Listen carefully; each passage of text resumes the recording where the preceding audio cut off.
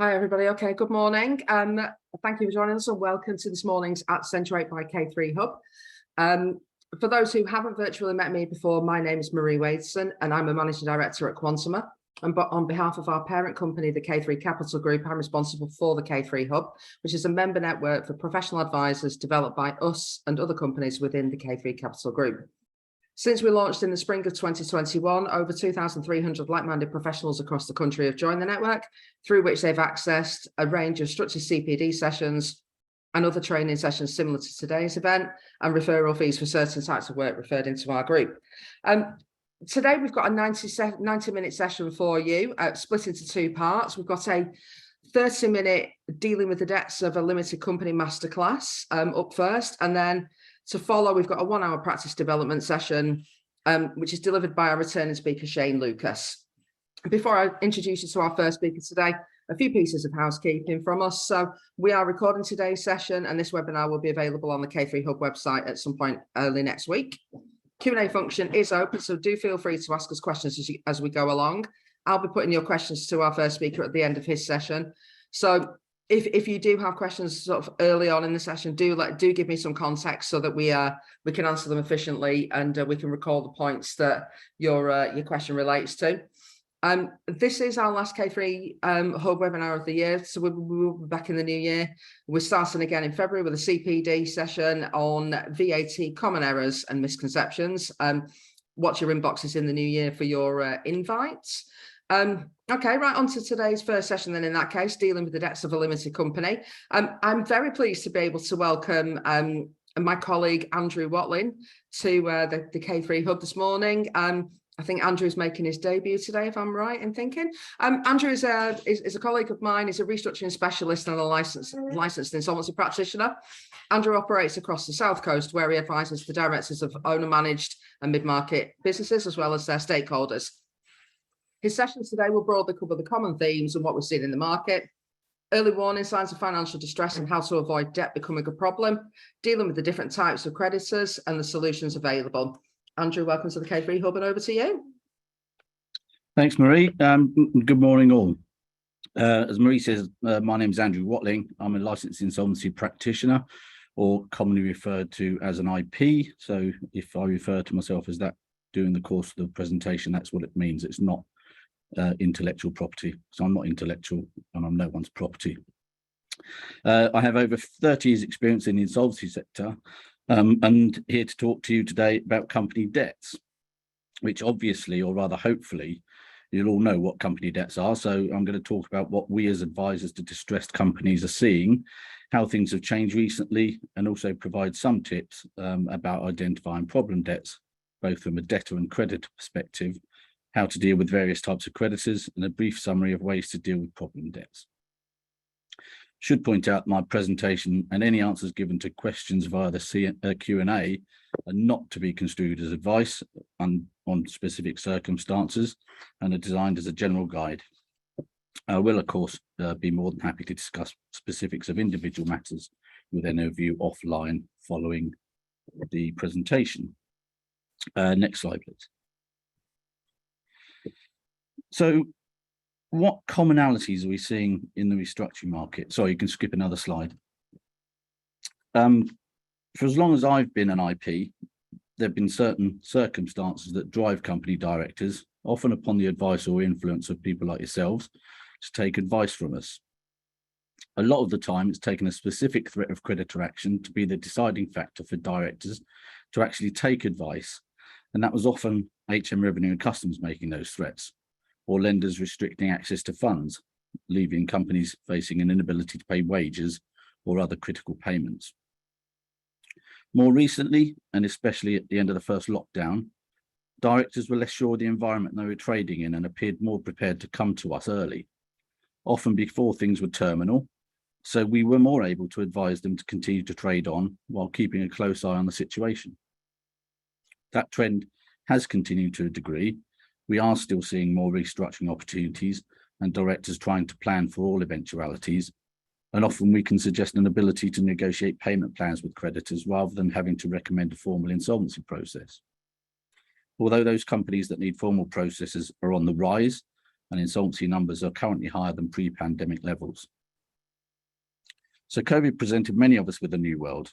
Business support measures were introduced by the government, such as job retention scheme or furlough, government guaranteed loans such as CBILS, bounce back loans, and a number of restrictions on creditors' ability to enforce against debtor companies, such as the prevention of forfeiture by landlords and restrictions on winding up petitions. Furlough is for most a long distant memory, and restrictions have been relaxed in the main regarding creditor action, but loans such as CBILS and bounce backs do inevitably figure a lot in the vast majority of cases we're dealing with at the moment. And I'll talk about that in a few minutes' time. What's next? We are seeing an increase in creditor action. Winding up petitions are way up, and Revenue and Customs still account for a lot of those. But trade and other creditors are using these threats to force engagement, and there appears to be a return to the positions we saw pre-pandemic regarding the willingness to take advice. It's possible that directors have less time to spend planning and considering the state of their company than they did previously within lockdown and reduced trading conditions, because they're back to doing more firefighting again. And obviously that's particularly true in distressed companies. The world seems to be returning to the old normal rather than the new normal that everyone talked about a couple of years ago. We do expect to see a lot more inquiries and inevitably a lot more formal insolvency in the next year and probably for a year or two following that. Next slide, please. So how do directors and advisors spot companies that are in trouble?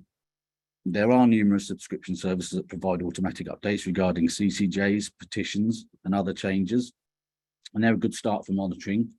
But what does it all mean? Well, it's easy. Check the liabilities in the accounts, and if they are up compared to last year, things must be getting worse. But maybe that's because the company is doing more business, so is incurring more credit, employing more people, or has borrowed in order to expand for the above reasons. More important in the accounts are accounting ratios, which are an important subset of financial ratios used to measure the efficiency and profitability of a company based on its financial reports. They provide a way of expressing the relationship between one accounting data point to another and are the basis of ratio analysis. However, just because things like the debt ratio, which measures assets against liabilities, look wrong and problematic, it is important to understand how the numbers could look in the future as part of forecasting and understanding the continuing of trade. Next slide, please. Whether a debt is a problem for the company that owes it or is owed it is equally important for both.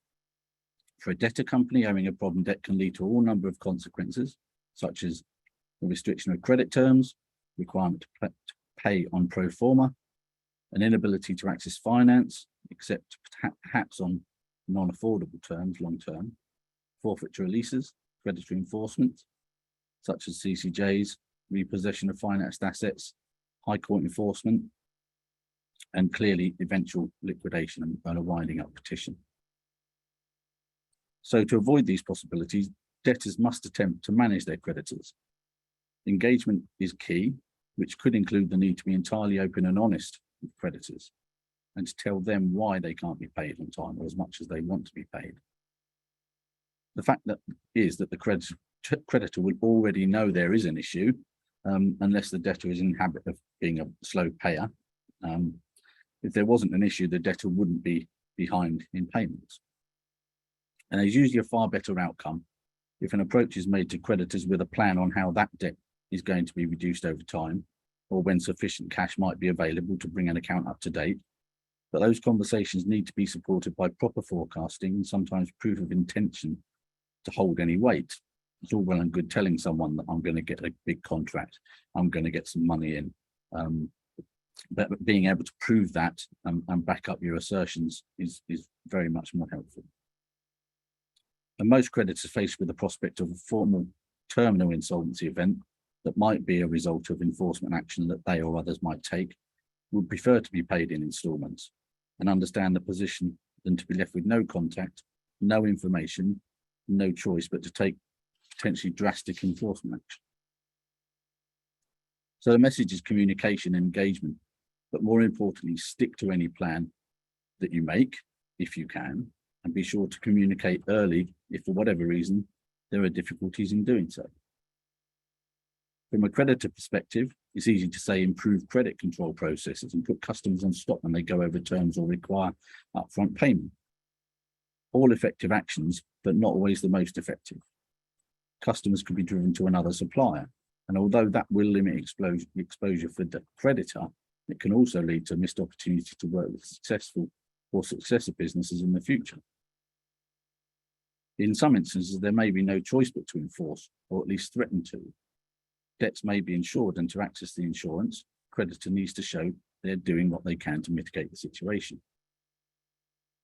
But as above, it's important to understand why a debtor is struggling to pay to identify the best course of action. The situation may only be temporary, so it is just as important to attempt to engage with them. Although in many cases, creditors might struggle to get adequate responses, but they could save quite significant legal costs and time, which may never be recovered. If a debtor does engage and creditors are being asked to wait for payment, they need to ensure that they're not being taken advantage of. Is the debtor in similar discussions with others? In which case it is often a case of who's shouting loudest, who gets paid first. Seeking clarification on other creditors and what they're doing with them is key, because they should be treating creditors fairly and equally.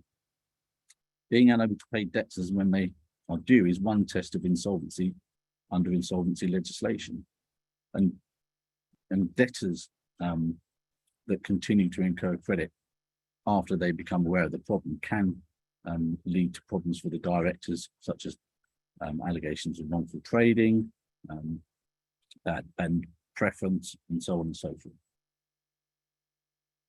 Of course, the efforts to come to an accommodation with a debtor, or to engage with the debtor, might be in vain.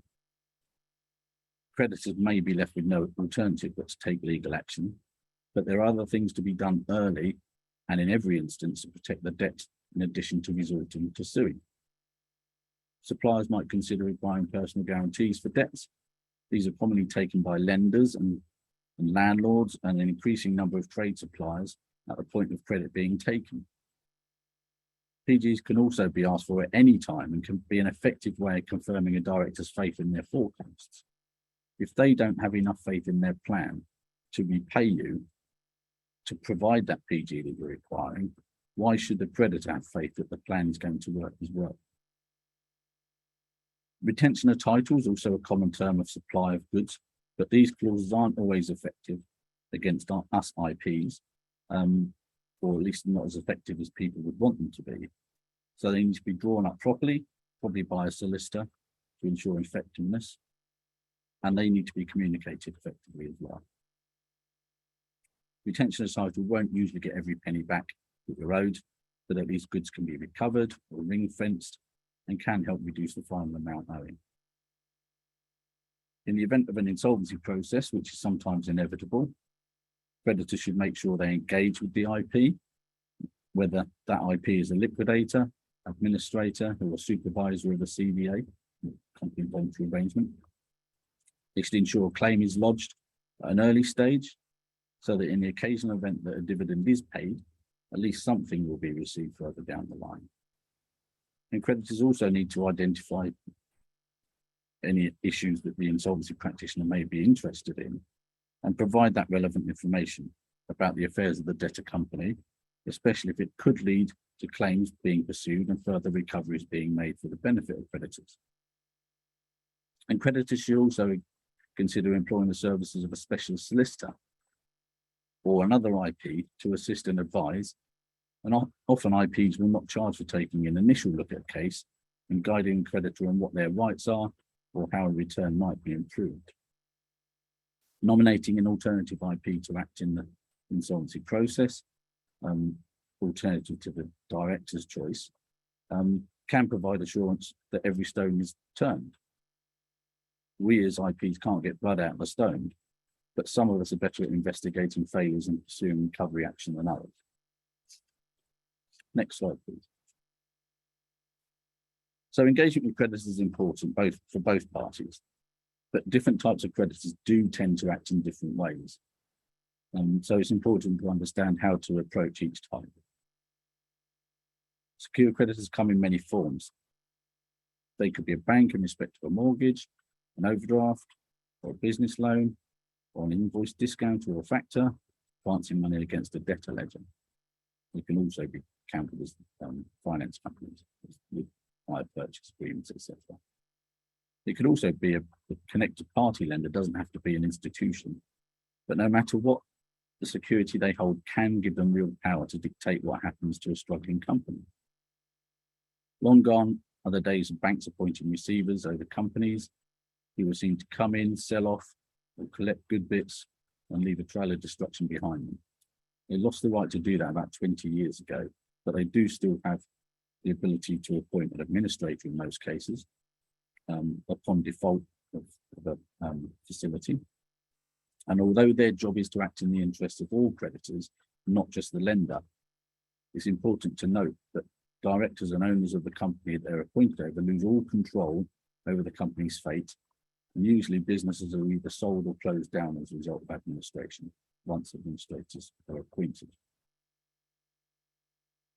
Banks themselves are often seen as reactive institutions, only taking action when prompted to do so by the action of others. But they, and in particular lenders in the receivable sector, can take very effective action to protect their positions without the need for appointing. Invoice discounters can restrict cash flow when they have concerns about aging or validity of debts. And we at Quantuma often work with them to consider a debtor's circumstances and work with the debtor on behalf of the lender to find a solution which can include the release of much needed funds at a critical point, which might make the difference between being able to continue to trade or not. Things such as wages, supplier payments, things like that.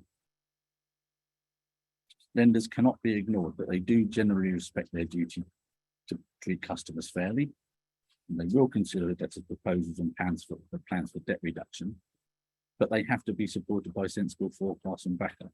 There's no point, again, just saying something good's going to happen. Show them why that's going to happen. So cash flow, trading forecasts, evidence of contracts, etc. And often these lenders have taken PGs from directors to support their lending.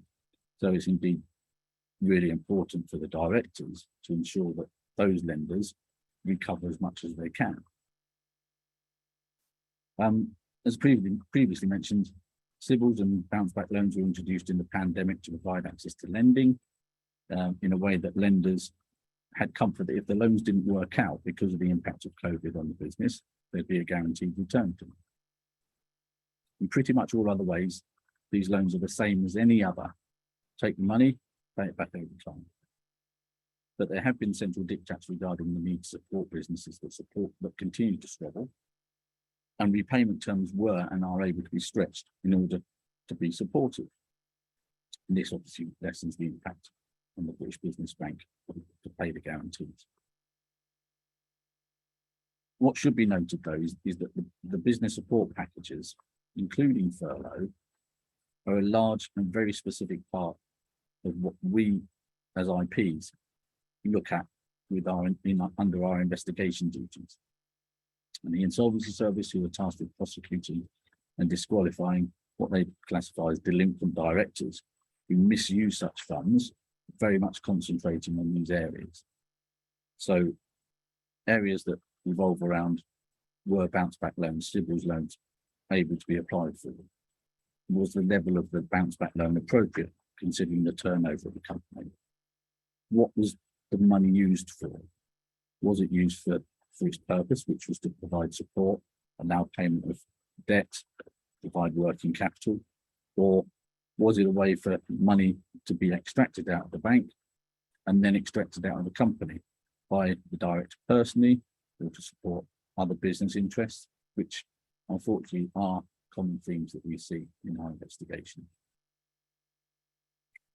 Revenue and customs continue to be a key driver of directors taking advice because of the winding up petitions that are sometimes inevitable.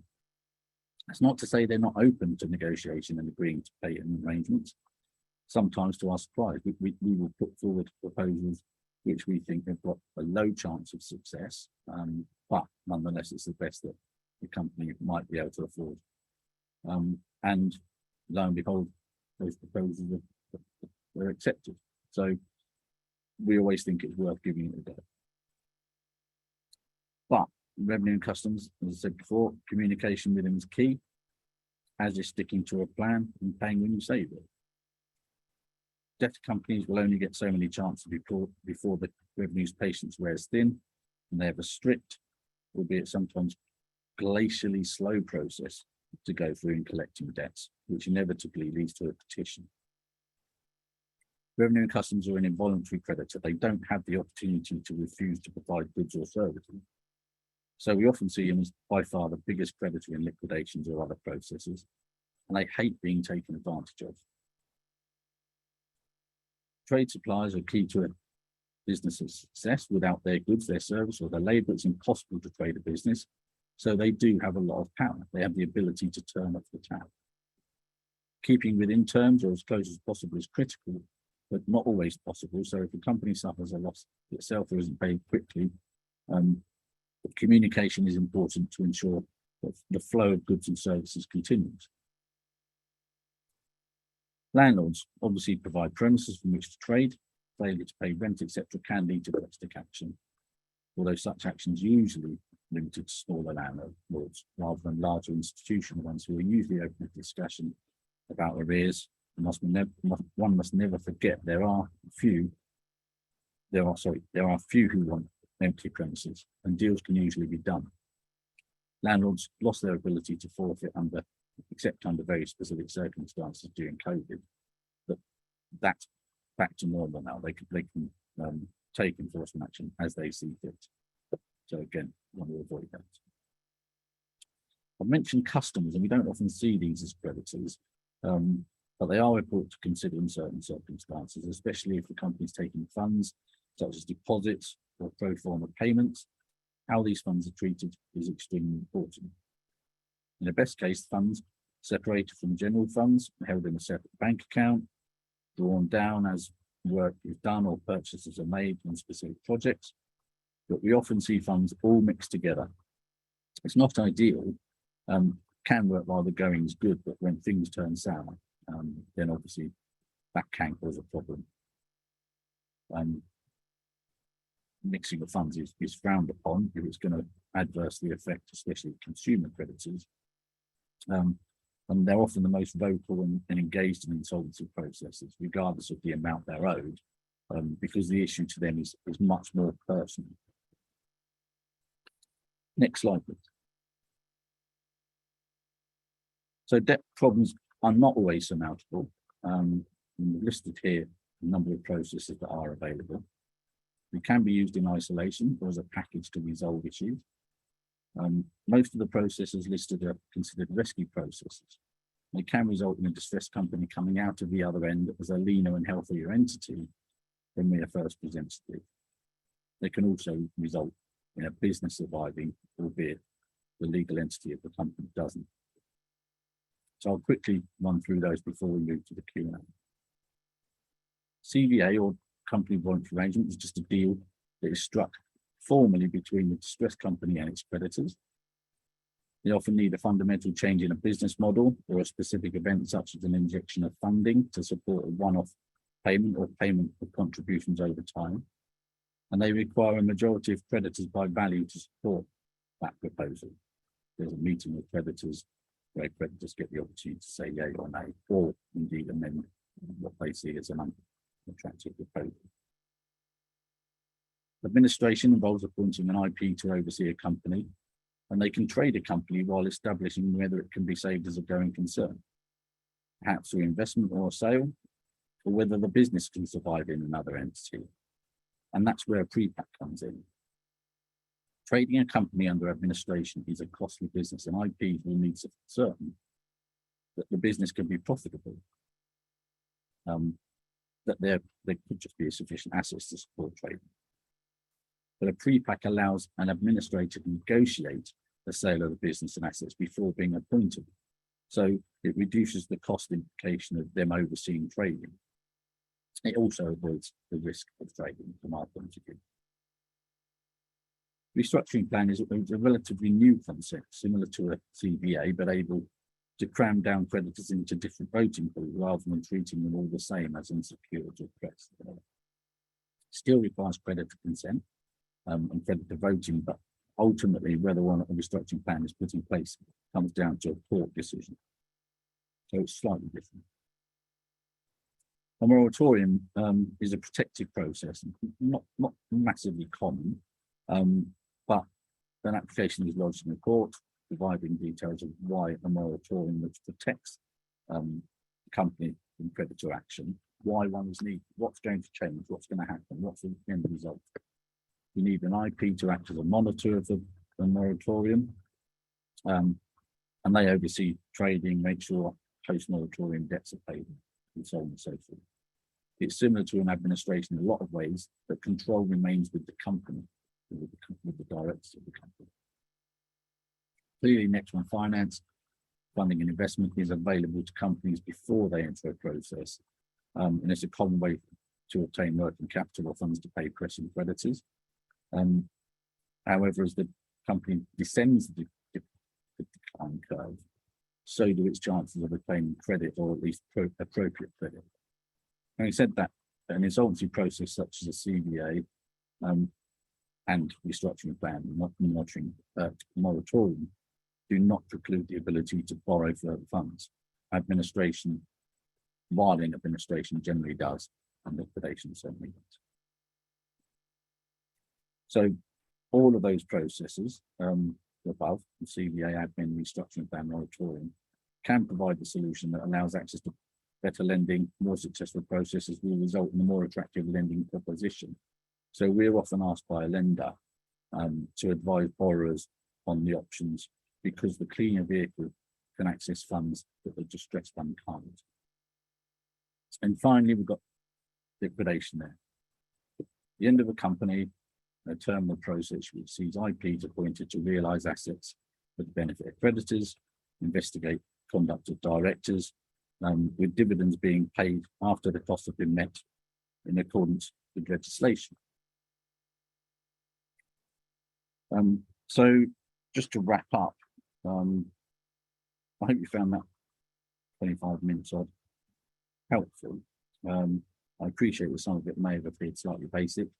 We've got a varied audience. It's also very important to go back to basics sometimes and talk about things with the benefit of experience, and not simply get too wrapped up in detail and technical stuff. It was just a general overview. Happy to deal with specific questions offline. Contact details will be shared and available at the end of the show. So can we go to any questions? Thank you, Andrew. That was very helpful. We have had a couple of questions, so I will just read them out as they've come in. So you mentioned at the end that creditors are paid in accordance with legislation. So where do the different creditors fit, and how, and is it possible for them to move up the list, as it were? Okay. So yeah, in pretty much every process, creditors fall into different categories. They're secured, preferential, unsecured. So a secured creditor doesn't necessarily have sole right to the proceeds of sale of the asset, of all assets, in most cases, bar property subject to mortgage, financed assets under HP agreements, etc., or goodwill and IPR. The assets are available to pay the cost of the process and preferential creditors before the lender. So secureds do have a degree of control and right to proceeds, but don't get it all. Preferential creditors, firstly made up of employee claims for arrears of wages and holiday pay, subject to certain limits. These are usually paid first by a government department through the redundancy payment service. Within a few weeks of the insolvency process, payments made to the employees. Then the redundancy payment service stand in the shoes of the employees for the amounts that are paid out. There was a change in law a couple of years ago where Revenue and Customs were given back their preferential status that they lost in 2004. So basically, government decided that Revenue weren't getting enough money back from insolvency processes because they were down at the bottom with the unsecured creditors. As a result of reducing the return to banks and unsecured creditors, say earlier, revenue and customs are often the largest creditors within the process. Because of the size, they can sometimes make some of the more attractive rescue processes, such as the CV, unattractive, because they're the only ones who are going to get anything out of it. If revenue and customs are paid out, secured creditors get a next chunk, subject to sharing a small part of that with the unsecured creditors, who otherwise will get nothing unless everyone's paid off. So to answer the question, can people move up the list? Not really. The statute dictates the order of priority. So it's costs, bank, prefs, bank, unsecured. But as I said, the important thing is to try and get yourself further up that list with security potentially, or being able to recover money and goods through your attention title, etc. Okay, thank you. Very comprehensive. Next question, and it's the last one. It's in two parts, actually. So the question reads, why do you think directors are so slow to take advice? And then it says in brackets, I think we've all seen this. Even when they are advised to do so by their accountant or lawyer or similar. And the follow-up to that is how can that change? Okay. There's many reasons for reticence in taking advice from an IP. I think the big one is fear, but I also think potentially pride and optimism drive people's behaviours. So directors know their business better than anyone. You know, they've been living and breathing it for years, and particularly when things are distressed, it takes over their life usually. So they're sometimes unwilling to open up. There needs to be an element of honesty within all the conversations. As I said, pride is another thing. I think they want to, people say to me, I want to be able to look my creditors in the eye if I pass them in the street. I don't want to lose them without money. So they'll do what they can to try to keep going, sometimes to the detriment of themselves and to the detriment of the creditors. Fear, they don't know what's going to happen. They're not sure about what it's going to mean. I think traditionally, and in some instances appropriately, people think if they take advice from an IP, it's only ever going to go one way. It's going to go to liquidation. You're going to come in, undertake of the business world. We're going to sell your assets cheap, take your money in fees. And obviously that's not the case in a lot of cases. And you never know how great we are until you talk to us. I think, just to go back to the fear thing, I think they worry about their staff a lot, especially if it's a long running business. They're worried about what Johnny's going to do, how they're going to pay their mortgage, rent, buy food for the kids, Christmas presents, etc. But obviously, as I said earlier, those employees can be looked after by the redundancy payment service. So it's not as bad as they will fear. And employees will generally know what's going on in the business. So the failure won't necessarily be a surprise. How can people change that? How can the advisors, people on the call can change that? Not sure there's an easy answer. People do act on advice from people they trust, and we like to think that we can quickly build trust with clients when we talk to them. We make it clear that we're acting in their interests as well as everyone else's. But again, we've got to get in front of them to let them know that. As long as the relationship is strong with a client, they should pay attention to advice, to take advice from a specialist, because that's what we are. We're very specialist in what we do.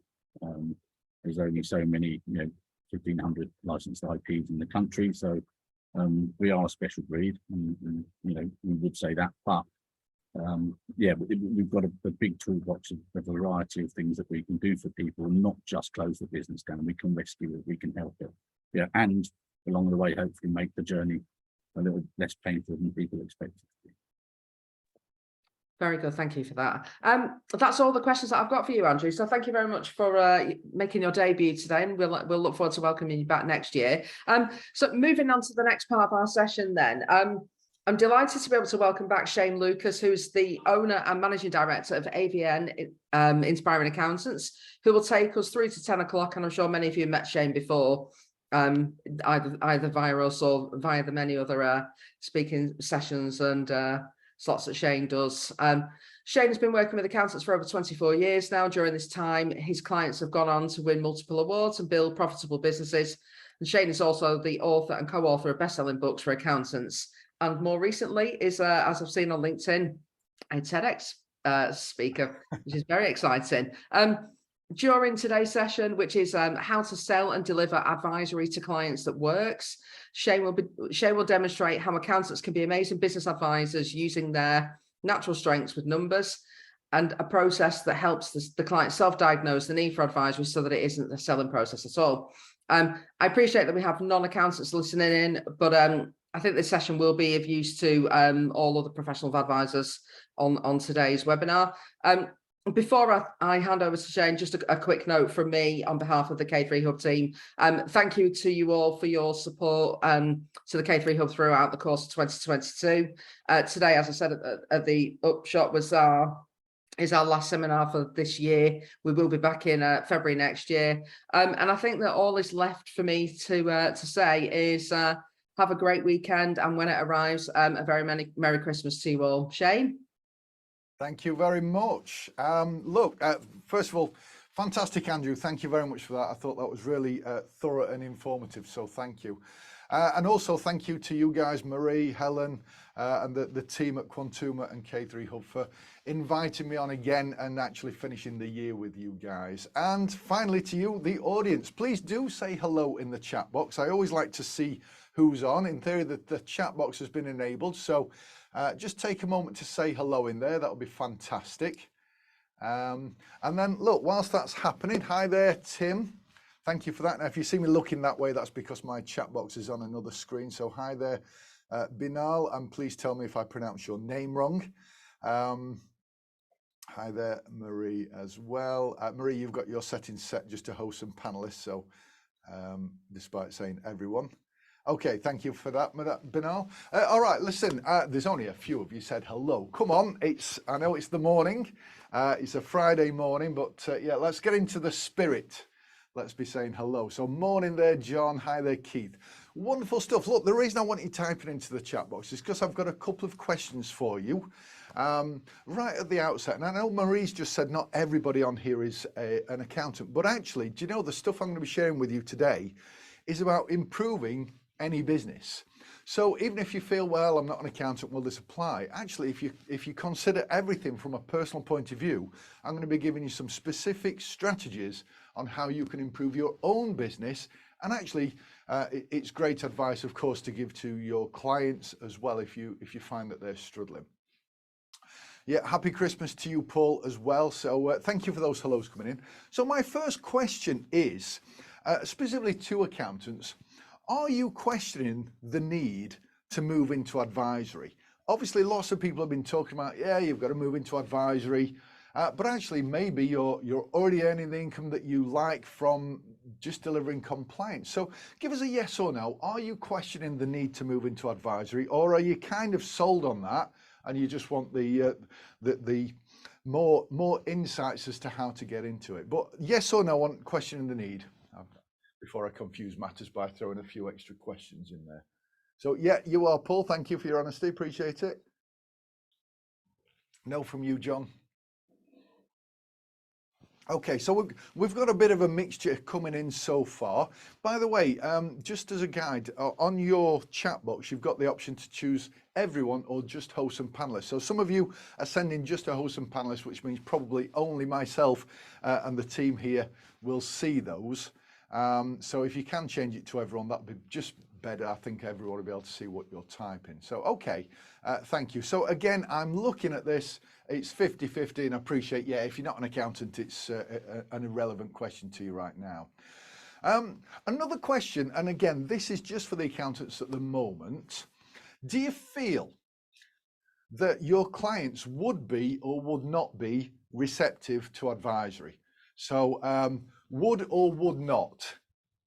And it doesn't have to be all of them. It's never going to be 100%. But do you think any of them would be?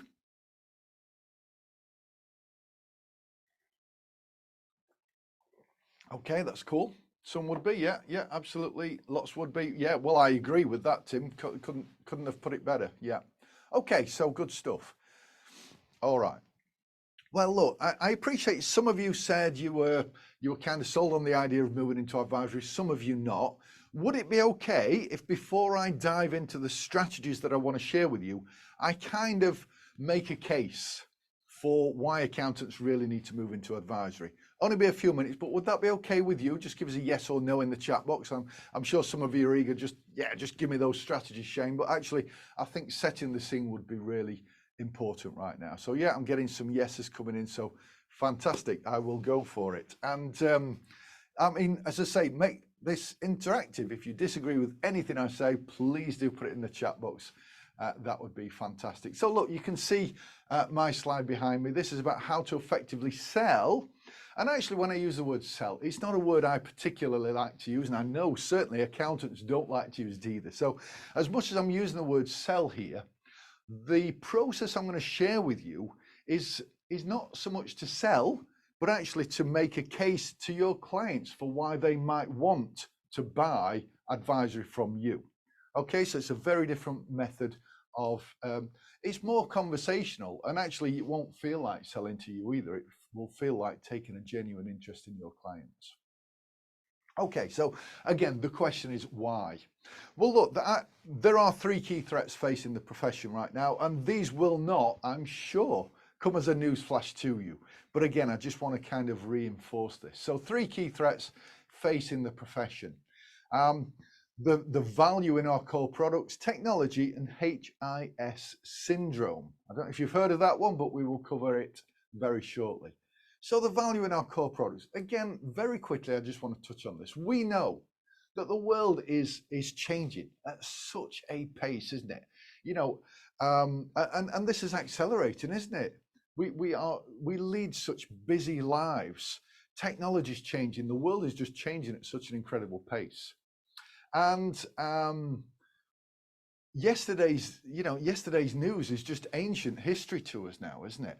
And yet there are so many accountants out there that are, their day-to-day is on the treadmill, churning out accounts for clients. But the question is, do clients really value those accounts? It's pretty much out-of-date data. I mean, let's face it, from a client's point of view, and I appreciate from an accountant's point of view, there's lots and lots of value in those accounts, but from a business owner's point of view, they don't make easy reading. They don't really show them how well they're doing compared to others in their industry. They don't identify strengths and weaknesses. They don't calculate scope for improvement. They don't support decision making. It is out of date data, let's face it. Even if it's a few weeks turnaround time, it's still effectively out of date data. They don't really show all of the numbers that really truly matter to a business owner. They simply meet the needs of the government, not the needs of the client. And as a result of that, clients don't really value them very much and don't want to pay very much for them. Annual accounts is the equivalent of, it's the equivalent of driving your car forward, but with your focus purely on the rear view mirror. I mean, that would be dangerous, wouldn't it? You wouldn't want to drive your car forward doing that. And yet annual accounts is a rear view look on the business. Now, we occasionally have to look at that, don't we? But not as an ongoing thing. So there are better ways. And I think the ramifications are as well that because business owners don't value the accounts, they're driving the fees down. There are lots of other accountants out there that are trying to accommodate those more price sensitive clients, driving the fees down, and then everybody's undercutting each other as well, trying to price match, or at least coming underneath, flicking through the accounts to see what the previous accountant was charging and going in at that price or a little bit less to be more appealing.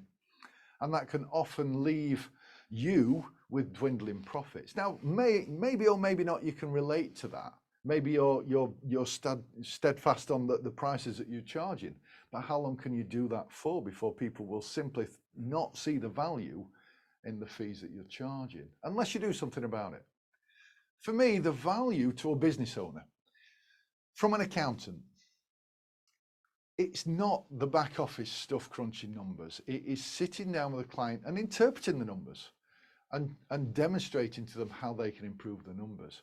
I mean, frankly, your clients care little about who or what produces the accounts, whether it's you personally, crunching the numbers, whether it's, one of your team, or whether it's somebody at the other side of the world that you've outsourced to. They don't quite frankly care about that. Or what, as in whether it's a computer doing it. At some point, computers will probably be able to do the majority of this stuff for you.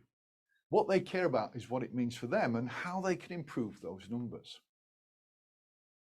I firmly believe that no longer is this a time of B2B and B2C, but actually it's about H2H. It's about human to human.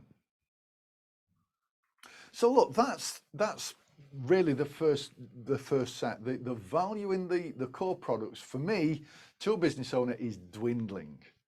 Now technology is also having an impact, and again, this is not going to come as a news flash. Gordon Moore back in 1965 made a prediction that became famous, didn't it? He predicted that the technology would double.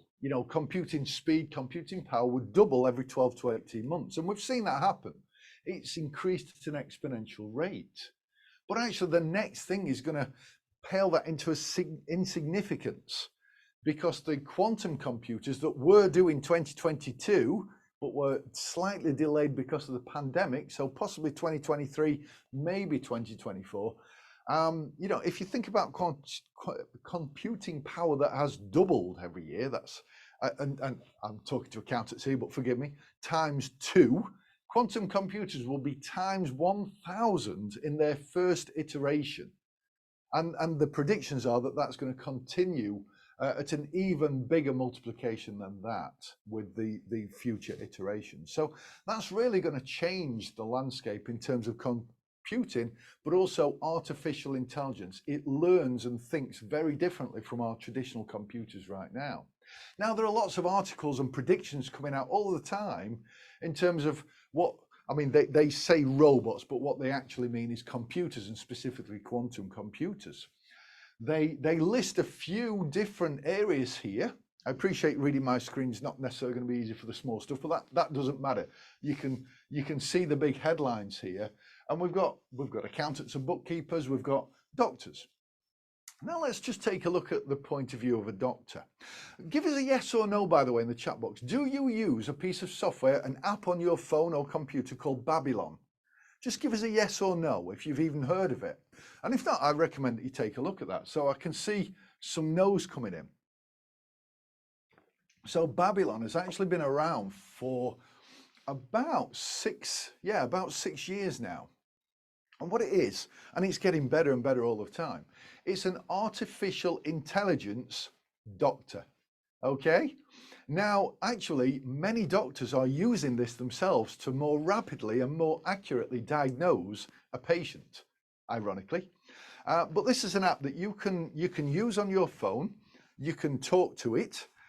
You can describe the symptoms. It's doing facial recognition, so it can tell if you maybe are in pain, or maybe you're a little bit confused, or if someone's just trying to get a prescription for the sake of it, it can read that in your face because it's kind of a lie detector as well. And it's rapidly kind of diagnosing what it is, and it gives a probability. Now, at the moment, because of medical laws, it can't give you a prescription, but it will give you it'll allow you to get in touch with the doctor, and it will tell the doctor what it thinks that is, and the doctor can verify it. As I say, doctors are actually using this themselves. Now imagine, and it sounds like I'm going off on a tangent here, but imagine from a doctor's point of view, I wonder how many chest infections the typical doctor diagnoses in a week. It must take a lot of their time up. What if something like that system could diagnose those and actually just save the doctors themselves having to get involved in those low-level activities? freeing them up to deal with high level stuff. Surely that would be better all round. And so I see that as being amazing. I don't think the doctor will ever be replaced, but I think the low level stuff that they have to get involved in is going to be automated, freeing them up to do high level stuff. And I see exactly the same with the accountant. Never in a million years do I believe that an accountant will be replaced. They are crucial, accountants and bookkeepers, but I think the technology will allow them to free up some of the low level stuff that they're doing and actually use their brilliant skills with numbers in different ways. So that's my belief. And again, I mean, just a few articles that I'm seeing all the time here. This is another one. Ron Baker's just released another book, so maybe you've seen that floating around. But this is a book review that he did, and he talks about here. You may not be able to read that, but it basically says my biggest worry is the relevancy of our core products. Another article here. Goodbye, accountants. A new AI is coming along. So, you know, we're seeing these things all of the time. And by the way, I'm just going to show you a video here. And this is a YouTube ad that I was on the receiving end of just last week, and I captured it. It's probably illegal, but I did a screen recording of it just so that I could play it today. So you may have come across it, you may not, but I'd be interested to know your thoughts. So I'm just going to step aside while this plays. Well, it's on there anyway, so hopefully the sound will come through okay. Hey entrepreneur, did you know you don't need an accountant to manage your accounts? Right now, you're probably using an accounting software designed for your accountants.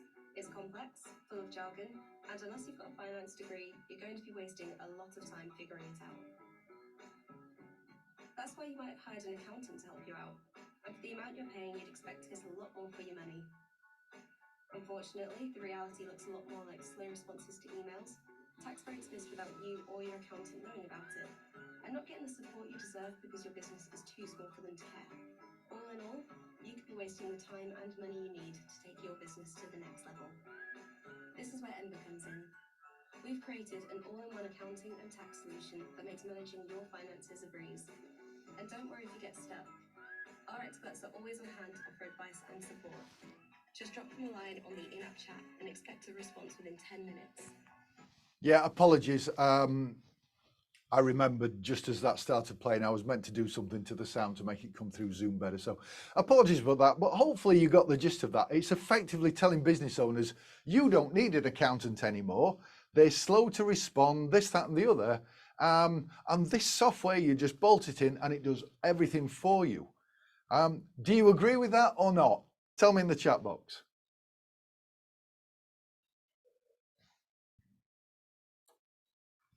No, absolutely, I don't either. And I suspect that back office is probably a team of accountants, but this is devaluing. Yeah, well, exactly. Yeah, I'm sure, Tim. But at the end of the day, I suspect either back office or accountants, but I also think that maybe they are doing the basic stuff there. But where's the support? Where's the human to human connection? I suspect that most people won't really value that, but maybe your most price sensitive people will use it and then end up having to find an accountant or suffer in the long term from not necessarily getting the the tax savings or the benefits, etc., that they could do. I'm sure you'll agree with that. But yeah, okay, thanks for that, Andrew. Okay, so look, let me move on. I just wanted to show that as much as we know, well, we have an idea about what that means to us. The point is that they are brainwashing business owners out there to believe that actually I don't need an accountant. It's just a middleman, a middle person. I can cut them out. And that's what they're saying on that ad. So, you know, it's actually questioning the need for an accountant in business owners' minds. And that's the challenge here. Now, maybe at some point in the future, the technology is going to get better. In fact, just 2 weeks ago, I was I'm not going to name names because I don't think it'd be fair, but I was in the main office of one of the largest accounts production suppliers. And they were telling me that their goal, of course, is to be 100% one-click solution for business owners. That's their goal. you know, and they are continually raising the game in terms of what their software does. Now, the ramifications are that, you know, as far as they're concerned, you know, the primary target then will be business owners rather than accountants. We're hearing adverts all the time from some of the big players, aren't we, on TV, saying you don't need an accountant to do your tax return, etc. So they are undermining and undervaluing, in my view, the role of an accountant to business owners. Anyway, I could speak all day about that. It really winds me up, as I'm sure you can tell. The final one on here then is HIS syndrome. Maybe you're familiar with what that means, maybe not, but this is effectively what that means. There are lots of people burying their head in the sand thinking, I'll just carry on doing what I'm doing. My clients are not bothered about trying to use this tech. They'll always come to me. But I believe that the reality is that, you know, if you think about the innovation adoption curve, I think people will start to move into, well, either other accountants are going to come in cheaper, or they're going to start to use technology and maybe suffer the consequences in the longer term. Okay, now, what will business owners really value? Well, for me, if this pyramid represents the 4 categories of services that an accountancy business might offer to clients, start at the bottom here, we've got compliance. That's your bookkeeping, your payroll, your tax returns, your VAT returns, your year-end accounts, everything in there. The next one up is business services. So that would be services such as management accounts, cash flow forecasting, budgeting, those types of services where you're having a more in-depth conversation with clients. Then we've got business growth solutions. That's the advisory. That for me is sitting down with a client as a paid-for service, fortnightly, monthly, quarterly, providing a strategic input on how they can grow their business, work less, earn more, scale up, whatever it is that they want to do, achieve their goals and aspirations. And then the top one here is wealth solutions. So that's providing services such as exit planning, mergers and acquisitions, those types of services. Not everybody wants to or is inclined to deliver those types of services. But actually, if we just look at it from this point of view, I've just talked about how much a business owner values the compliance right now. They don't. They see it as a commodity. It's a necessary evil. They don't want to pay much for it. And so the income for you on here is fairly low, and the profitability is fairly low as well. Now, the higher up in this pyramid you start selling services, number one, they are much more profitable. But number two, as long as you demonstrate the value, and that's the key here, as long as you demonstrate the value to clients, they will happily pay a premium for it. Even the really or the seemingly price sensitive clients. Because actually most people aren't price sensitive, they are value sensitive. And as long as they can see the value, they will happily pay a premium. So delivering these kinds of services is much more valuable. Now, if the majority of your income is coming from delivering these services at the bottom, then actually that results in having to work with a higher volume of clients to make that pay. Whereas, obviously, if you're delivering more of a holistic service, including all of these, don't get me wrong, I'm not saying do this instead of that by any stretch, but actually a more holistic service, then you can afford to work with fewer clients if you want to and be more specific about who you want to work with. I mentioned earlier, you know, that annual accounts, they don't, you know, all of these challenges, but actually it's very easy to turn that round by making it easy reading, by showing them how they compare to others in their industry, by identifying strengths and weaknesses, by showing them how they could improve, helping them calculate the scope for improvement, helping them make better decisions through the numbers that you're presenting to them, making sure that it's real-time information, but you're having regular meetings with them. All of these things are going to add massive value to even the core compliance work.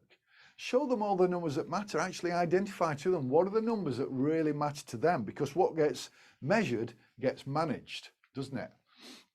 And as I say, it may not be numbers in the accounts. It could be how many hours a week they're working, for example, that they want to focus on reducing. Rather than meeting the needs of the government, actually focus on meeting the wants and needs of the clients. And as a result of that, they will value them more and happily pay much more for them. Now, my recommendation, as I said earlier, is to shift more from just being primarily focused on here to delivering more of a holistic service. Now, some of you, understood the need. Some of you were not necessarily bought into this concept, but at the end of the day, your rivals are already making this transition. They are delivering this as more of their standard service to clients. Do you really want to get left behind? And of course, we are already seeing technology chipping away bit by bit at some of the services that once upon a time we might have spent a long time on and therefore charged a premium. There are many things out there that are literally click of a button. I mean, I remember when I first got into this profession 25 years ago as a consultant to accountants, many firms were employing a junior just to do bank reconciliation. And we take that for granted now. It's pretty much, maybe there's a bit of messing about, but usually it's a click of a button, if not even that. A few years ago, it was a work of art on a spreadsheet to produce cash flow forecast management accounts. Now, many pieces of software will produce the majority of that. I'm not suggesting there isn't some tweaking, but that human intervention compared to automation balance is shifting, isn't it? And so it's chipping away bit by bit. Now you might be thinking, yeah, but Shane, I don't have the right clients for advisory. And I know many of you said that you did actually. Don't necessarily work in the right area. I've heard people say in this area, nobody's ambitious. I'm not convinced by that. I don't have the right team to help me to do this, to do the compliance, to free up my time or whatever it might be. Or I don't think I could deliver that. And look, the reason I'm saying this is because I want to assure you that over the many years and with the many accountants that I've worked with and helped, many people have said exactly the same thing. They've felt that, oh, I'm just an imposter. I don't think I could help, imposter syndrome, all of these different challenges. And yet, example after example after example, these are all on my website, by the way, video examples of them talking about what concerns they had and how they've overcome them, and they are delivering this kind of premium service to their clients, and they are personally earning significantly more. They're working fewer hours as a result of working with fewer clients, and they're in a much happier position as well. And these, as you may have seen, multi-partner firms right through to your single partner firms. Okay, now look, I believe it's time to put the oxygen mask on yourself first. I know many of you the priority is serving your clients, but actually, as they say on the plane, you have to put the mask on yourself first so that you are in a condition to be able to help others. So look, in order to help you do that, at the end of this session, if you are interested in it, I'm going to offer you a free copy of my latest book, Putting Excellence into Practice, putting excellence into your practice, ultimately. And what I do is I tell you how you can develop a much more profitable, sustainable practice, and much more in depth on how to get involved in advisory as well. So, and also, in addition to that, you get the bonus of getting the audio version for free. I think the audible version to buy it is about £25, so you can get that for free as well. So I'll share with you at the end how to get that, if of course it's something that you're interested in. So let's get to the point of today. So hopefully I've made my case as to why it's so much more valuable to get involved in this. And even if only 10% of your clients are interested in the advisory, many of the accountants that I work with, they're charging significantly greater fees for the advisories. And as I say, that the profitability is phenomenal. So let's take a look. Now, as I said earlier, the aim isn't to sell, but it's actually for your prospective client or your existing client to come to the conclusion that they need your help.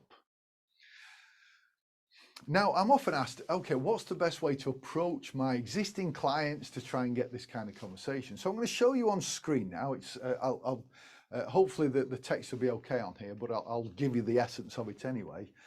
Recently, I was speaking to one of our brand new AVN members. He just started working with us.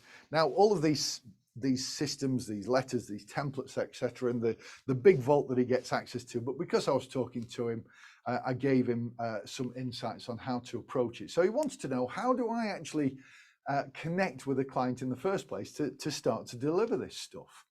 So I said, well, look, my recommendation is pick up the phone and have a conversation with them and just say, look, I'd love to invite you in. I normally charge, and I told him to say £1,000, but he actually said 500. I normally charge £1,000 for delivering consulting business growth services to my clients. But actually, in your case, what I'd like to do is just gift you that 1 hour, maybe 90 minutes together, and we will just explore some possibilities and see if it's possible to improve your business. And if you get value from that, then maybe it's something we can continue. And if not, well, I'm sure you'll get some actions that you can take away anyway. Would that be okay with you? So that was the in that I told him to go with. Now, he didn't do that. He bottled it, and he actually sent an email to the same effect. He went in a little bit less. He went in at £500 for the session. He even offered to do it at weekend and evening, which I told him not to do. But anyway, this was the email that he sent. And he sent that through. I don't think you can see the time on here. He sent it through at 2:42. I think I've buried it. I think it's just behind this banner. 2:42, he sent that. And at 2:50, he got a reply from that same client saying, yes, please, that would be great. When works for you? So they were obviously interested in that. Now, this was, as I say, 2 or 3 weeks ago. He then, it's a shame I didn't pull that up, but he then sent me an email saying, Shane, you're a genius. Well, I'm not. The systems are just in System Builder in our vault. But he says, we had the session together. They got so much value that they've decided to have these as a monthly session with me. So, you know, already he's ramped the average fee per client from that person up massively by having these regular sessions. So what does that session look like? So he's invited them in. Hopefully you've got that written down. You've taken some notes on the best way to invite an existing client in. Now, the reason, by the way, I suggested do this first session for free is because, number one, he's not really got any case studies, not got testimonials. So selling that first one is much more difficult. So I recommend with your first 2 or 3 clients, make it a free session. But by setting the scene at the outset to say, this is how much I would normally charge, then what you're doing is, you know, you've not got to sell this to them. Once you deliver the value, and I'm going to show you exactly how to do that in a moment. Once you deliver the value in that session, all you've got to say is, did you get value from this? It's going to be a yes or no. Chances are it's going to be a yes. And then the next question is this something you'd like to continue with? Well, they already know the price, so you've not got to have a price discussion. So the question then is, would you like to do it monthly, fortnightly, or quarterly? So hopefully that's making sense. Okay, so look, it's a 7-step process I'm going to take you through right now for going through this process with a client, what you would do in that first session. Okay, and I'm going to give you some tips here. I'm going to give you some specific strategies in here as well, but the process is absolutely critical. So hopefully you got your pens, paper ready, and you're going to take some notes here. First of all, my caveat here is please don't be too rigid on this process, because it's very easy to fall into the trap of maybe asking a question, waiting for them to stop talking, and then ask another question rather than really listening and digging deeper. Okay, so that's my caveat. So really important that you are taking a genuine interest, you are relating and empathizing with that client. And even if you can't personally relate or empathize, chances are you've seen other clients in the same position, and people just want to know that they're not alone, that you understand them. So listen, understand. As I say, the purpose isn't to sell. And by the way, what I'm going to share with you, it's not a theory, it's proven. I use it myself. I have done for many, many years. I teach accountants to do this, and with great results. So please don't think, this is just some theory. No, it absolutely works in practice, and I shall take you through each step now. So step one is very simple. Step one is about engaging with that client. Well, I've just shown you one way of actually engaging to start with, and then consent. Consent is really important. You'll see many times throughout this that I will ask or suggest that you ask permission. Okay, asking permission to ask some questions, asking permission to hold somebody accountable or to challenge them. This is really important, because if you don't, then suddenly people will put their guard up. But actually, if you say, do you mind if I just challenge you on that? Then actually they're giving you permission and they're okay about it. I've asked you a few times if I can do this and do that, and you've said yes, and you're very happy. I've just given you that consent. You've given me that consent. So that's very simple. And as I say, maybe the approach is you invite them in and just say, look, as your accountant, I know quite a bit about your business. Obviously, I know what your sales are, your profits. But do you mind if I ask you a few questions specifically about your business in a bit more depth, and also about the lifestyle that that business is giving you? So you're effectively asking permission to dig a bit further, because let's face it, their business is a means to an end, isn't it? It should be giving them the lifestyle that they want. And yet in many cases, the way that they are running their business means that they're probably working more hours than they want to, maybe not taking the profits or the income that they'd like to, maybe not taking the number of holidays that they'd like to. So by asking about the business and how it's affecting their lifestyle, they're giving you that consent to then dig deep. Okay, we really need to understand all of this. So the first stage in here is the now, the current situation. We must get the current situation from where they are. So the way that I would recommend that you do this is to get a piece of, just a sheet of paper. If you're sat with them on a one-to-one basis, just get a sheet of paper. If not, you can still have a sheet of paper even if it's on Zoom. But the way I would typically do this is I would get a sheet of paper and I would write their company name at the top. So let's say it's Bloggins and Co, whatever it might be. And then I would just put a couple of lines down here. Okay, so like that. And I would entitle this as now, and I wouldn't title the other part yet.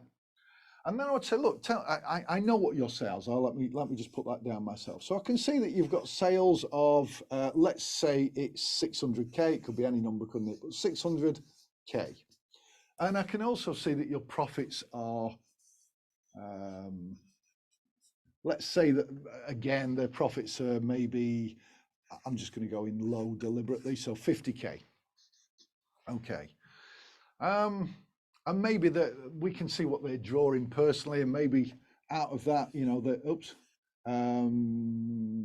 I'll just put, I was going to put salary actually. I'll put salary. It's not necessarily the best way, but, and let's say that is, let's say it's, I don't know, 40K, something like that. They're leaving a bit in the business. But then you can ask them a few other questions now. So look, you know, you've told me that this is what your sales like, your salary. Is that enough for you, this salary? And they might say, yeah, it's fine, I can get by. Or they might say, well, obviously, I wish it would be much more. Okay, so if it was more, what would that, you know, what are the ramifications of it not being more? So this is what we want to look at here. We want to find out what are the ramifications of these numbers. So what are the ramifications of that? Well, you know, I can't afford to take the types of holidays I'd like, or I can't, you know, I'm stuck in a small house. So whatever these things are, we need to write down. So you say you're in a small house, it's not enough for the family. So tell me about that. So we might write things like that and just put small. You'd put a bit more detail than this, but for the benefit of this and the fact that my handwriting is atrocious. So that's the process you go through. So the car's not very big, you know, you've got a family, you need to, or maybe it's a bit clapped out and it's embarrassing pulling up to prospective customers or something like that. So old. Okay. Now just tell me a little bit more about your business. Just tell me how you're running that now, you know, how involved are you in it? So what we're doing is just digging a little bit deeper to understand. So they may say, well, you know, I'm really involved. I'm working silly hours actually at the moment. So, okay, you're working too many hours. How many hours a week are you working right now? Oh, I'm working about 60 or maybe 70 sometimes, including weekends or evenings, whatever. Okay, so what impact is that having? Well, it means that, you know, I get a lot of aggro from my husband or my wife. I'm not able to spend quality time with my kids. So they'll tell you some of these. Now, this process is called heart selling. And the reason it's called that is because we're tapping into the emotions here. Oops, sorry, I'm tapping the microphone. We're tapping into the emotions. So we've got to be writing down what they say about the impact. So husband or wife is not happy. You know, we want to write these things down. Kids not being seen, etc. How does that make you feel? Well, it's really bothering me or whatever. So we really need to, for all of these, how is it making you feel? We've got to get to that. So it might be that they're feeling like they're missing out, or that they're worried about maybe the risk of the marriage, things like that. So we really need to get a good understanding.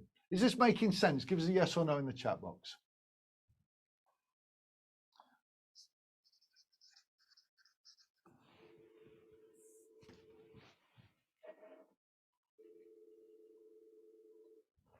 Okay, excellent.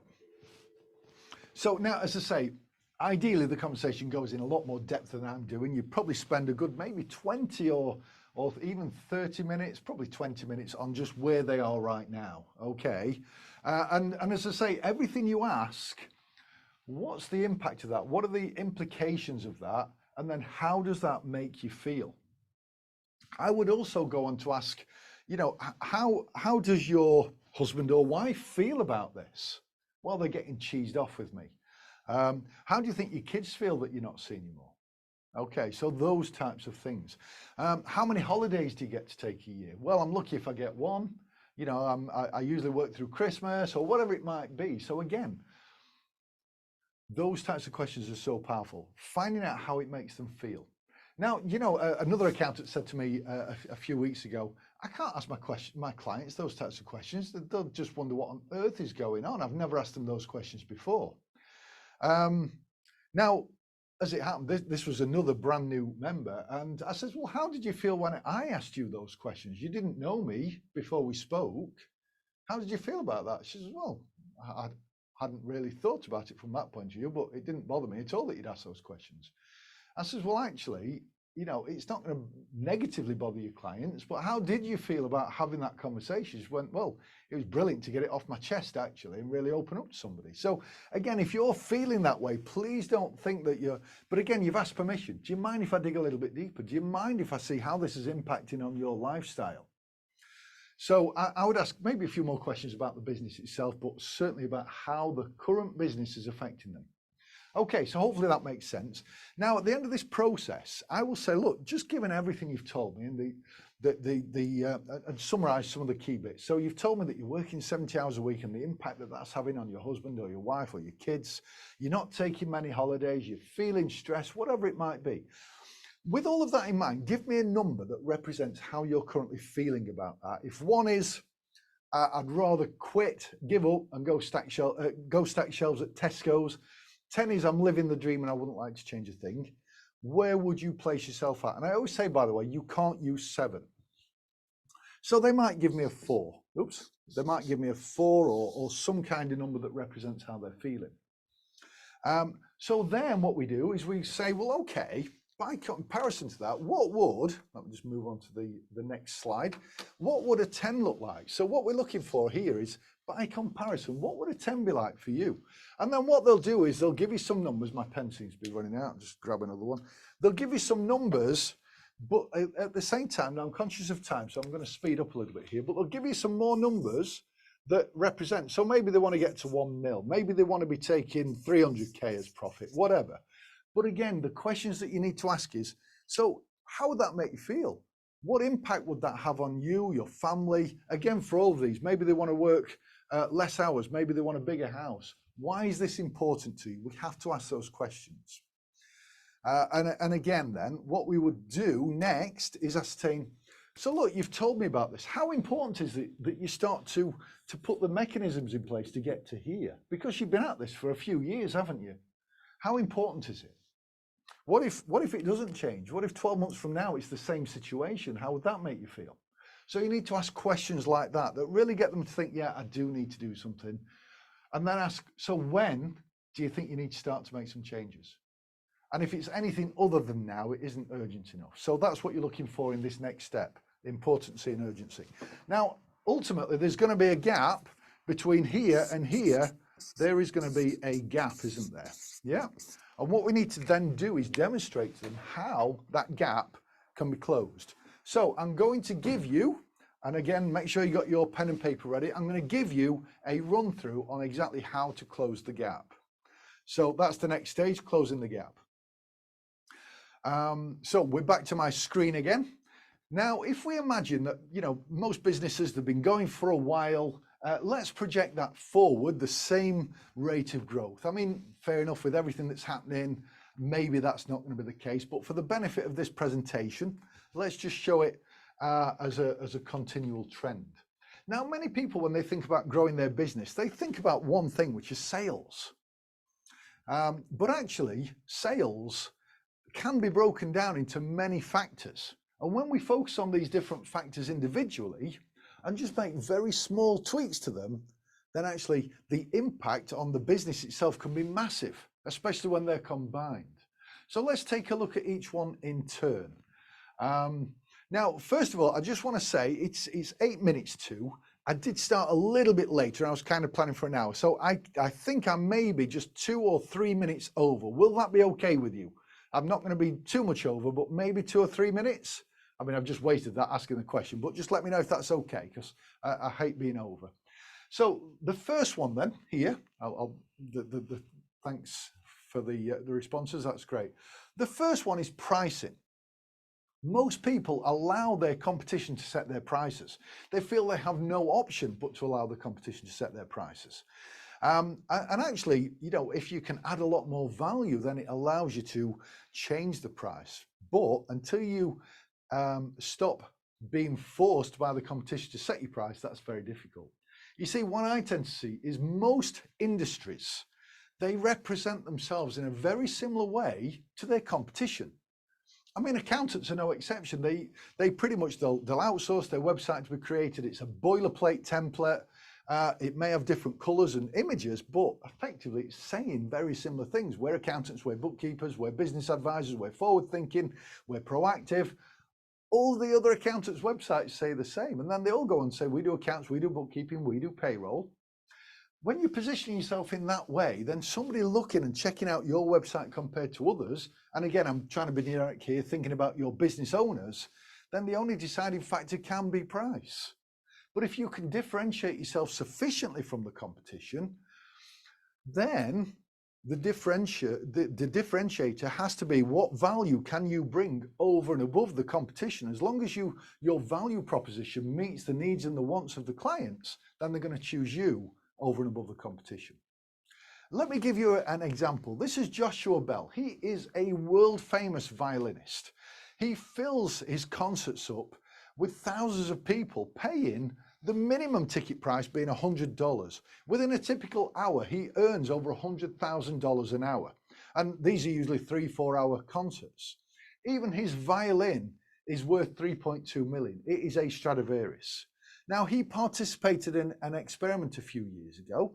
That same level of expertise, that amazing sound that his violin makes, he was placed in a subway right in front of a very busy train station in America. Lots of footfall, lots of people passing him all of the time. And yet, positioned as a busker, he only earned $33 in the space of 1 hour. Why? Because it's your positioning. It's not your qualifications or experience. It's your positioning that leads to great customers, great fees, and high value work.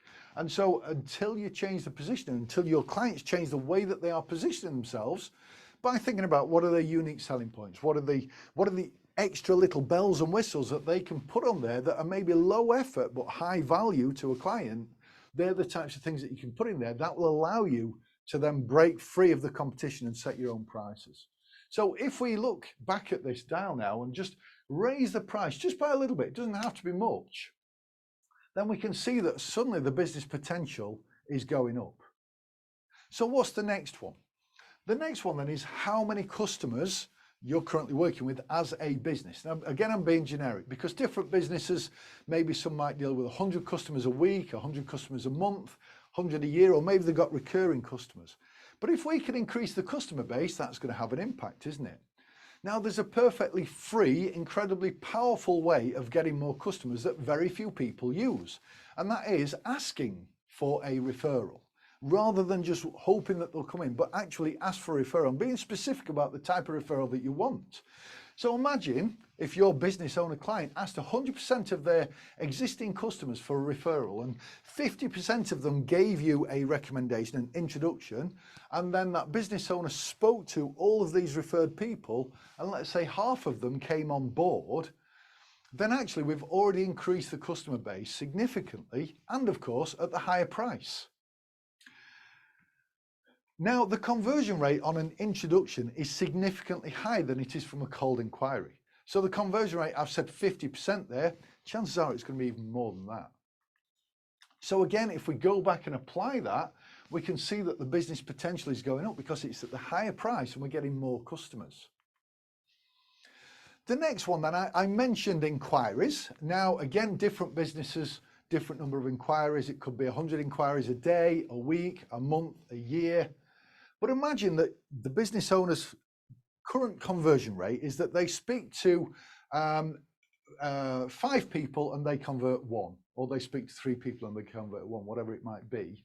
So currently that conversion rate shows that obviously for every inquiry that comes in, they're losing maybe 3 people and converting 1 in this case. Okay, it's a shame because there's a lot of people that are inquiring but they don't come on board, but it's never going to be 100%. But what if we could increase that conversion rate just a little bit? It doesn't have to be much.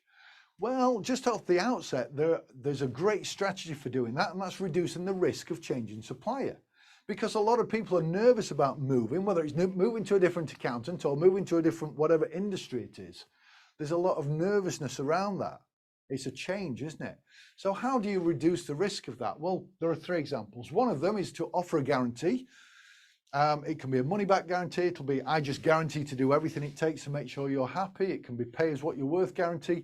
There are lots of options around guarantees, but guarantees are very powerful. It could be offer a trial. Maybe it's a discounted trial, maybe it's a free trial, try before you buy type of thing.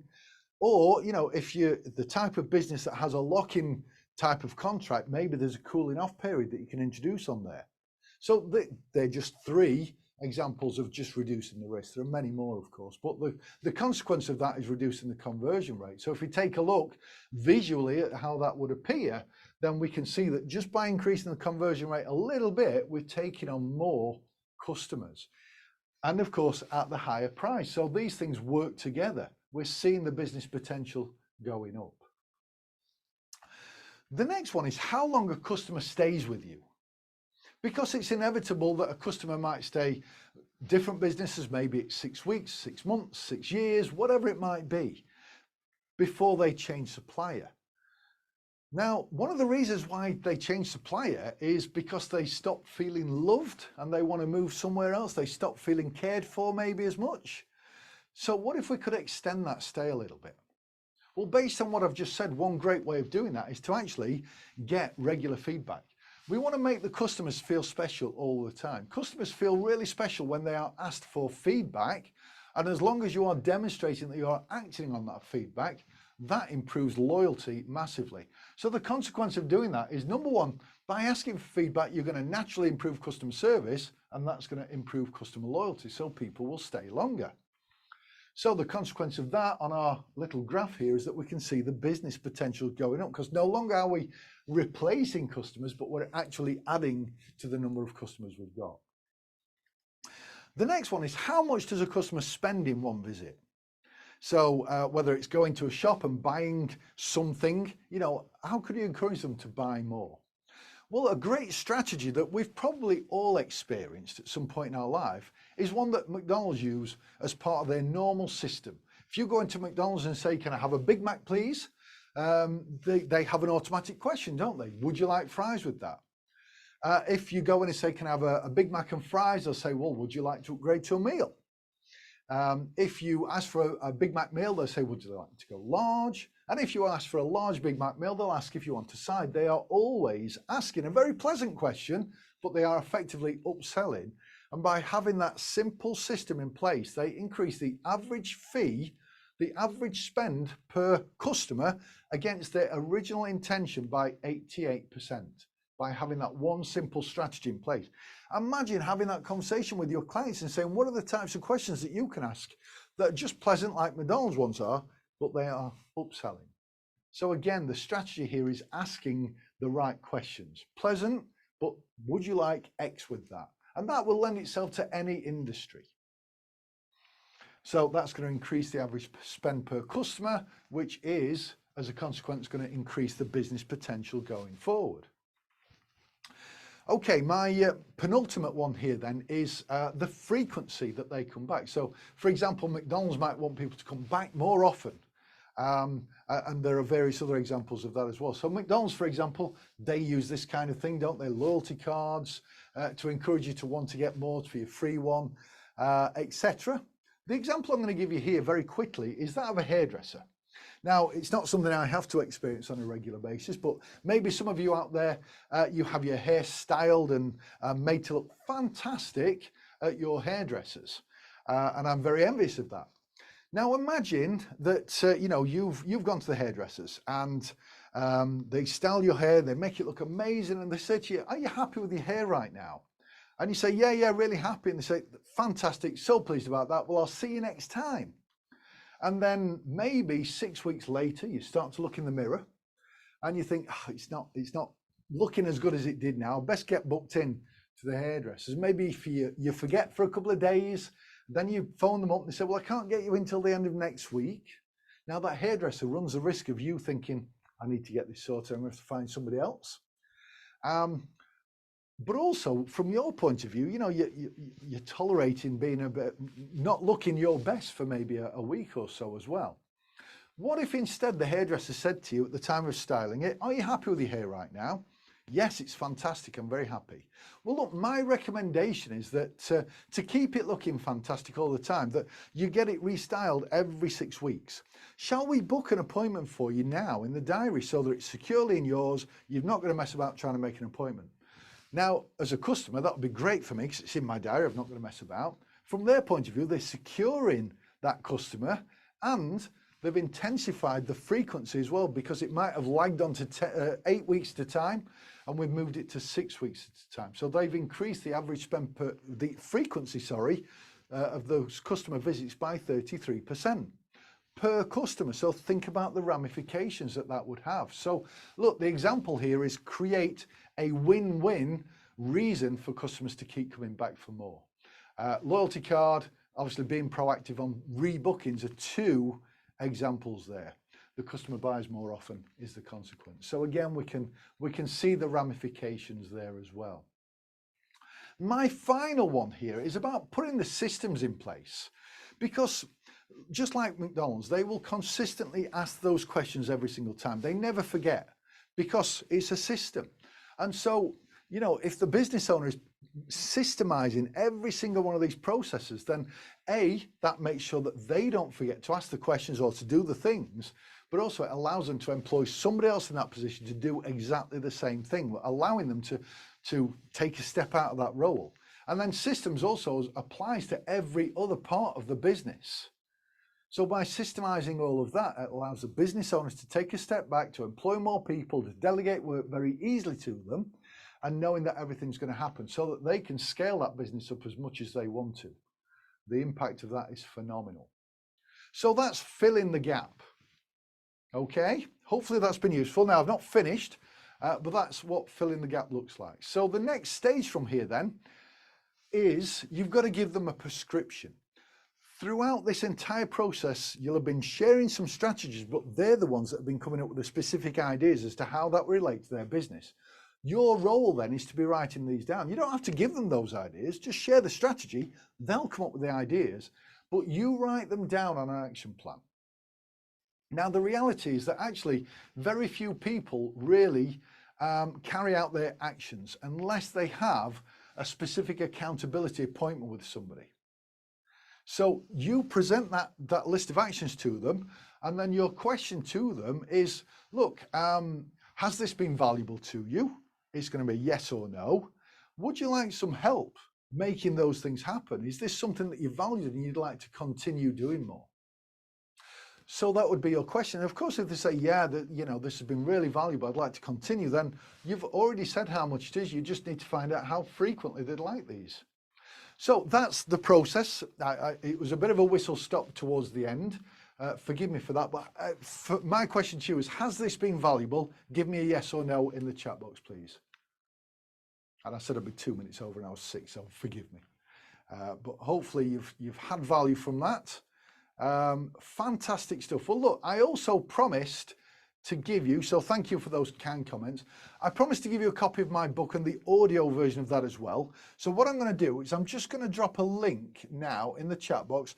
If you want to, now my recommendation is click this straight away, let it open on another page, and yeah, thanks for that, Keith. Click that link straight away, let it open in another page, and then maybe afterwards you can go, or at least copy that link, because it will disappear as soon as this session finishes. So look, that's me. Are there any quick questions? I'm happy to hang around. I mean, obviously those of you who've had enough of me, I'll put this last contact us slide on the screen. And I'll make that bigger in a few moments, but I will just hang around. If there are any questions, please ask them. And if not, then I shall make that dominate the screen and I shall leave you to enjoy your Friday. So I'll just give it a couple of seconds just to see, because it can obviously take a while to type these things in. And in the meantime, I should just be preparing this to dominate the screen. So not seeing any questions come in. So look, thank you very much for bearing with me, for running over. So forgive me for that, but glad you've had value. And well, it'd be great to see some of you maybe in the new year as well, either through this or through other speaking opportunities. I've got quite a few things in for next year as well. So I wish you all the best. I wish you a very, very Merry Christmas, a Happy New Year. The same to you guys at Quantuma and K3 Hub as well. And thank you for having me on these sessions. Right, all the best to you. Bye-bye.